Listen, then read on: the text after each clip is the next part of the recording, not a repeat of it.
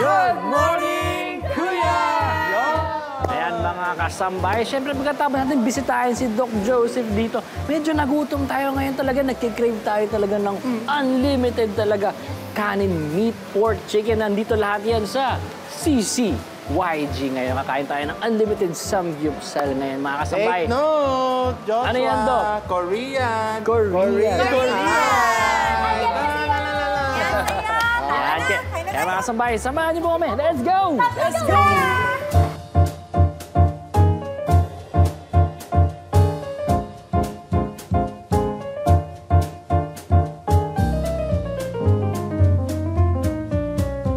Bakit sikat ang samyup sa Pilipinas? Ay, Doc, ako makakasagot. Oh, bakit nga ba? Kasi Doc, una, unlimited tayo mag-samgyupsal. Tayo, mahilig tayo kumain talaga ng mga unlimited. Plus, mga Korean drama fans tayo, tapos mga K-pop fans ang mga Pinoy. So, na-adapt natin yung kanilang culture na nagkakain na ng ganito, nagsasamgyup. Parang feeling nila nasa K-drama. Makita natin yung options naman kapag sa mga gustong pumunta dito. Ano ba yung mga options na meat na pwede nating makain? Meron silang selections ng pork, may beef, may chicken, at may seafood.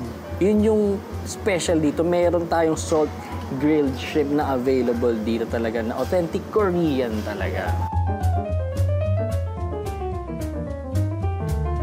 Ito na, nagluluto-lutuan na sila. I-grill na kami. Unreal. That's partly how you do it when you cook Korean. So, mga fresh ingredients tapos niluluto. Tsaka syempre, Doc, hindi nawawala talaga yung sides. Kasi pag sa mga Korean na mga restaurant, ito yung mga sides, importante talaga na kompleto ng mga sides. Ganun talaga yung nila, no, preparation nila ng food talaga. Banchan ang tawag nila, Doc. Sa mga banchan daw. banchan. Mga side dishes. Ito, laging meron kimchi, merong fish cake, may yung sweet, parang patatas to. Sarap, di ba?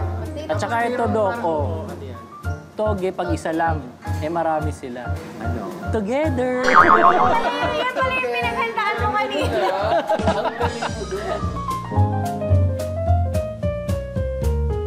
Kain na. Bakit may ganyan siya, may mga tao? Tower.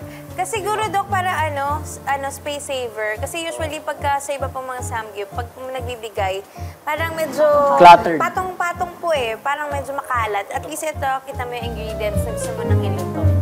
Meron tayo dito nakalagay sa grill, itong white tsaka yellow stuff na to. Ito kasi yung ating cheese pala, na dip dun sa mga meat natin. Tapos ito, may egg tayo dito na pwede natin. Oo, na pwedeng, ito naman meron tayong prepared na nakanin. So ngayon, magluto na tayo ng meat natin. Kasi gutom na tayo.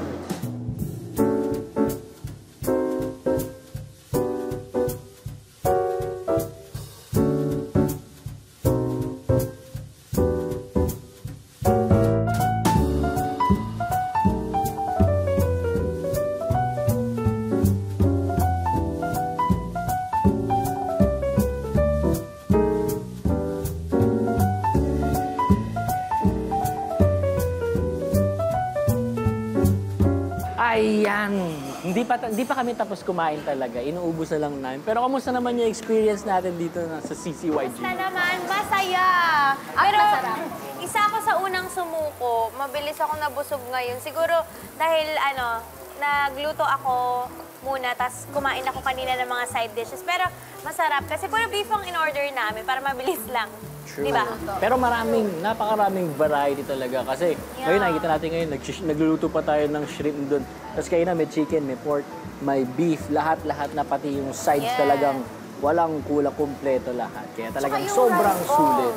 Oo, ngayon lang ako nakapag-try ng rice ball na gano'n. Samgyupsal, tapos, yung ganitong klase ng business, tapos may rice bowl. Yan. Talagang sobrang mag-e-enjoy ang barkada talaga kapag sama-sama. Kaya samahan niyo po kami ulit sa susunod naming food trip kasama ang GMK Production Team dito sa Food Trip!